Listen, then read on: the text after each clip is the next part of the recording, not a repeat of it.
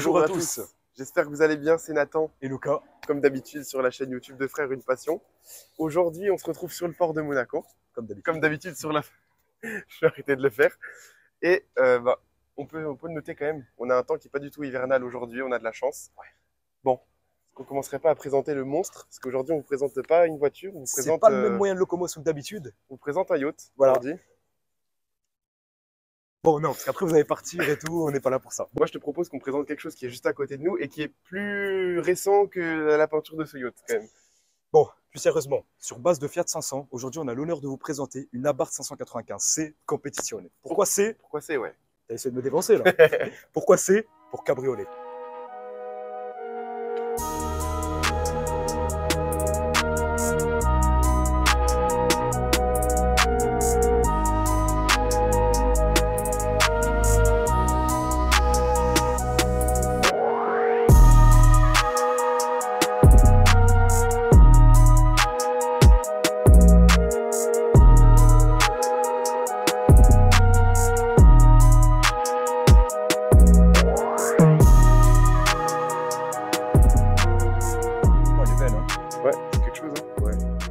Je crois que l'intro elle est finie, non? Je crois que l'intro est finie, j'espère que vous avez apprécié les plans. Du coup, on se retrouve donc devant la 595 Competition version cabriolet. Voilà, je les remets un peu dans l'histoire. Allez, Différents modèles. on est parti. Donc on a la 595, la 595 Turismo et l'ultime, la 595 Competizione. Après, ils ont fait des versions 695 un peu spécifiques.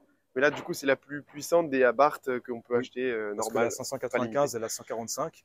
La 595 Turismo 165, et là on est sur quand même du 180 chevaux. D'origine. D'origine, vous allez comprendre pourquoi après. On va pas trop les spoiler. Modifications. Voilà. Donc là, c'est les toutes dernières de 2021. Il y a eu différents facelifts. Donc ça, c'est le facelift avec donc, les phares qui sont différents, le bouclier avant, l'arrière aussi, les phares sont différents, et à l'intérieur, il y a l'écran qui est différent, le volant, vous verrez ça juste après. C'est des petites différences, mais qui font leur taf. Moi, j'aimerais parler des options qui sont sur cette voiture. Ouais. On voit à première vue. On a les phares Xenon. On a les jantes Super Sport en 17 pouces. Ouais, noir. Et on a les sièges aussi, qu'on va montrer un peu après, plus tard dans la vidéo. Après, il y a aussi le moteur et la ligne qui ne sont pas très d'origine. Et pour finir sur les options, on a le pack. Nathan, le pack black. On a un pack black. Qu'est-ce qui comprend ce pack black? On a du coup le pare-choc avant, voilà, les coques de rétroviseur, les bandes noires et le toit. On a un toit donc pareil qui est noir, toit convertible, puisque c'est la version C, donc la cabriolet. Pour finir sur le pack, on a aussi le diffuseur noir à l'arrière. Diffuseur qui laisse sortir 4 sorties. Alors, c'est les sorties qui peuvent paraître d'origine, puisque vous avez la ligne qui s'appelle la ligne Monza sur les Abarth, en option. Qui comprend 4 sorties. Qui a les 4 sorties, mais souvent elles sont noires et elles sont plus petites. Là, c'est Ragazone, donc c'est une ligne complète. Ragazone, vous allez l'entendre, ça s'entend. Dans les tunnels, je sais pas ce qui se passe.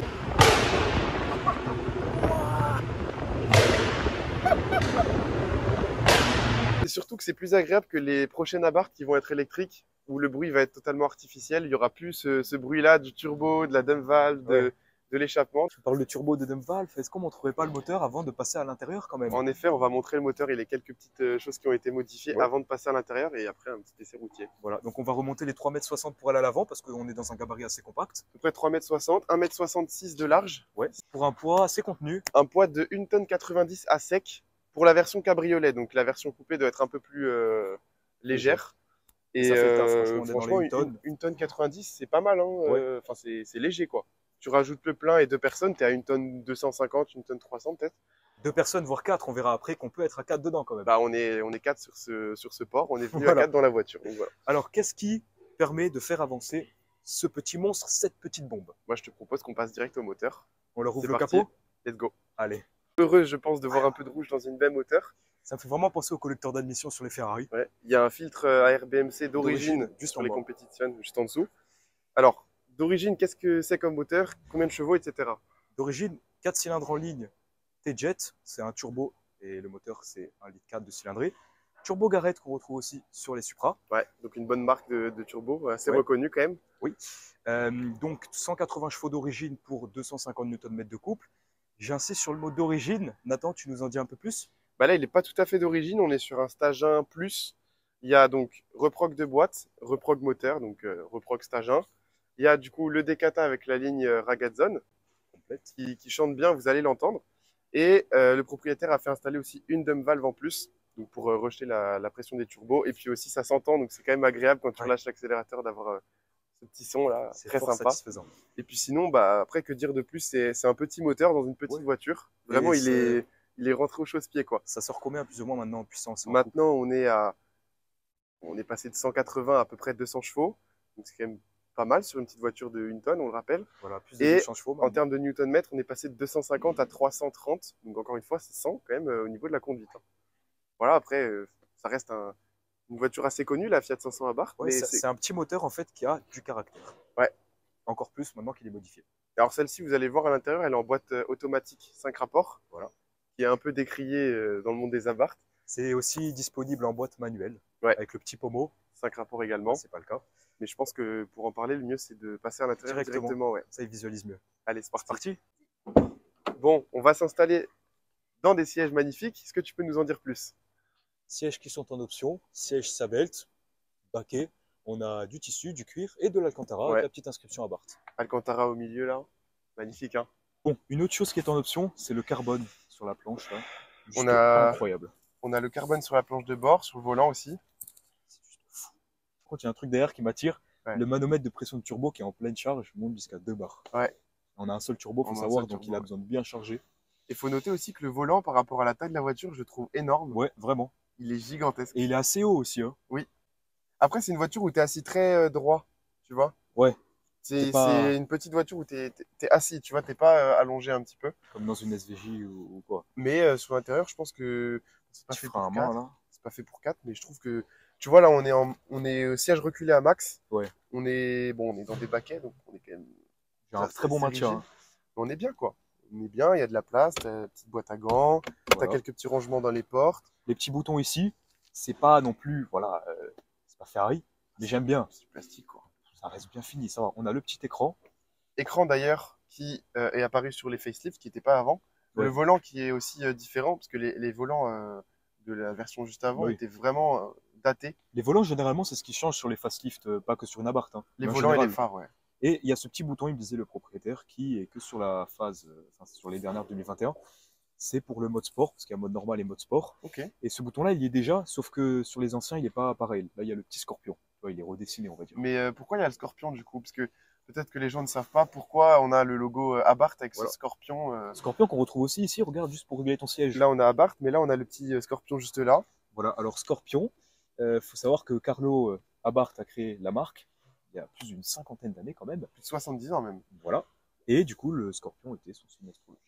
Voilà, il est né en novembre, signe astrologique du scorpion. C'est original, non? Et d'ailleurs, Fiat 500 Abarth, pardon, ça a été racheté par Fiat. Du coup, puisque avant c'était juste quelqu'un qui préparait des Fiat. Après, ça a été racheté par Fiat. C'est un peu comme AMG avec Mercedes au final. C'est des marques qui rachètent tout simplement des préparateurs entre guillemets. Moi, je suis collé à toi. En vrai, niveau tête, regarde. C'est ce que je te disais, j'ai l'impression que tu as plus de place que dans la Nissan GTR qu'on a essayé. Niveau tête. Non, GTR à retrouver sur la chaîne juste au-dessus. Niveau tête, il était comme ça. Ça me faisait un peu de la peine. Non, mais même dans le RS3, faut le dire, dans le RS3 en hauteur, j'avais moins de place. Ah ouais, à ce point-là?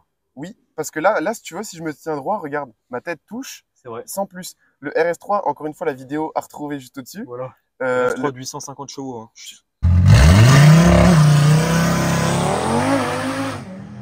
RS3 en sedan, bah tu vois, ma tête n'était pas aussi à l'aise. Par contre, tu fais le malin sur la taille que tu as à la tête, mais aux jambes, t'as quoi à dire? Aux jambes, en vrai, j'ai pas beaucoup de place. Ouais. Et bon, c'était sur des petits sièges un peu durs. Il n'y a que 2 places à l'arrière, on n'est pas sur un 3 places cette fois. Surtout que c'est une voiture, on peut en parler, qui coûtait neuve, full option en cabriolet avec toutes les options carbone, etc. Dans les 35 000, 35 000 € quand même. Si là, vous allez sur le configurateur, je pense qu'ils en vendent plus. Je crois pas. Enfin, je sais pas, ils vont sortir l'électrique, donc peut-être qu'ils la vendent plus. Mais je pense que c'est dans les 35 000 € neufs, à peu près 32, 35 000. Certains diront que c'est cher, d'autres que c'est pas cher. Pour une petite voiture, c'est cher, je trouve, quand même. Tu prendrais quoi, toi, pour 35 000 €? Bah, M3 92, un peu rincé. J'en étais sûr, c'était normal. T'as parlé des lignes, de la ligne, de tout plein de lignes. Moi, je propose qu'on parle de la ligne d'échappement et qu'on la démarre, quoi. Tout ça, c'est une excuse pour te laisser sortir parce que t'en peux plus derrière. J'en peux plus, ouais. T'as ta petite inscription Abarth ici, là, au cas où t'aurais pas remarqué. Oui, bah, tu peux sortir. Ouais. Tu veux que je t'aide, peut-être? Tu peux m'avancer le siège, s'il te plaît? J'avance un peu le siège. Voilà. Tu arrives? Hein? Des béquilles? Voilà. Bon, on va passer cette ligne d'échappement. Avant la ligne, parce qu'on se réserve pour la fin, on leur montre le toit, comment il s'ouvre au max et le coffre. C'est vrai, on peut vous montrer le toit jusqu'où il s'ouvre. Ouais, le coffre, il m'a jusque-là. surpris. Hein. Je m'attendais à avoir un coffre plus petit quand même. Franchement, j'ai beaucoup kiffé là, comment ça s'est ouvert. C'est très sympa. Ça fait un peu comme un bateau, tu sais. T'es là, tu vois toute la voiture, tu vois les appuis-têtes là, t'es assis littéralement sur les roues arrière. Et du coup, on vous disait, donc là, on a la capote qui tout à l'heure était ouverte à peu près à la moitié.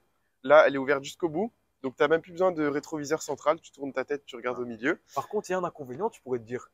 Là, tu peux pas ouvrir le coffre. On ne peut pas ouvrir le coffre. Regardez, je vais essayer d'ouvrir le coffre. Je vais enlever ma main. Ça ne marche pas. Donc, à Barth, ils ont fait en sorte que ça se fasse automatiquement. Quand tu appuies sur le coffre, voilà, ça m'a fait le bip. Maintenant, il s'ouvre.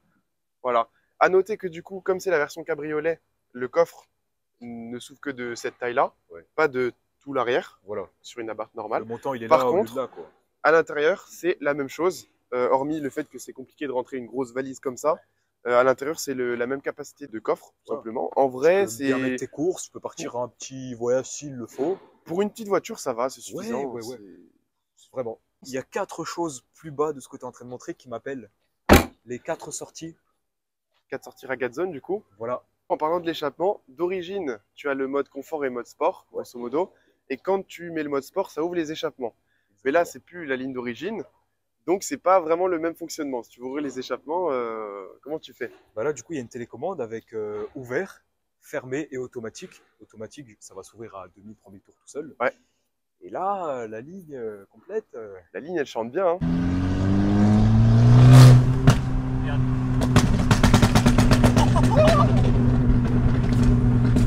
On va démarrer la bête. Voilà. C'est parti. Tu peux y aller. Échappement fermé actuellement. On va mettre 3 petits coups pour voir. C'est fermé, mais ça pète un peu. T'entends la descente des turbos là? Est-ce que je n'ouvrirai pas l'échappement? Allez, montre un peu à la caméra voilà. La manœuvre. Petite télécommande, on va ouvrir l'échappement. Quand tu veux.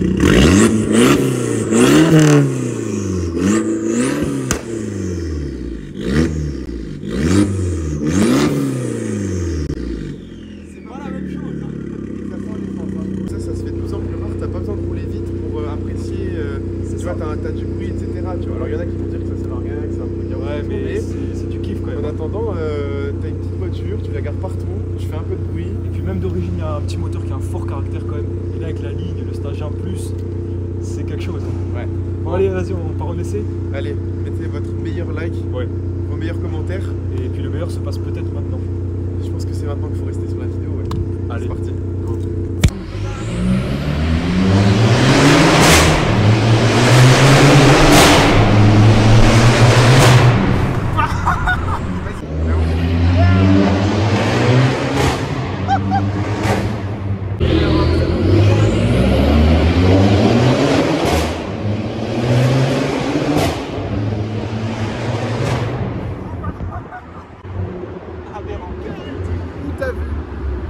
Go.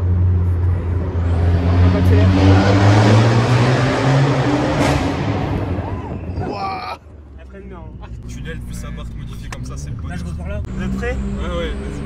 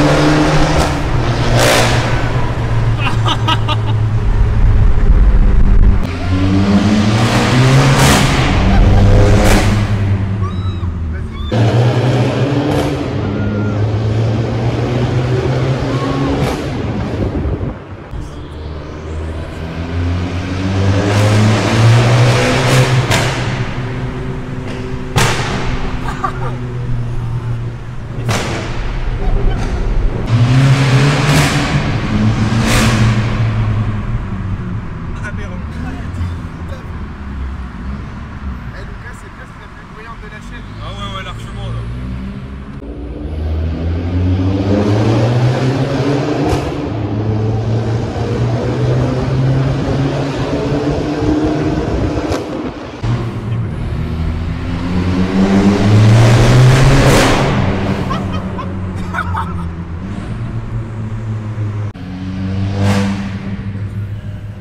Là, tu sais que là, le truc que j'ai fait, j'étais à 1 bar hein, sur la pression là. Ouais. Et quand tu mets en mode sport, du coup, regarde, t'entends le turbo là? Ouais.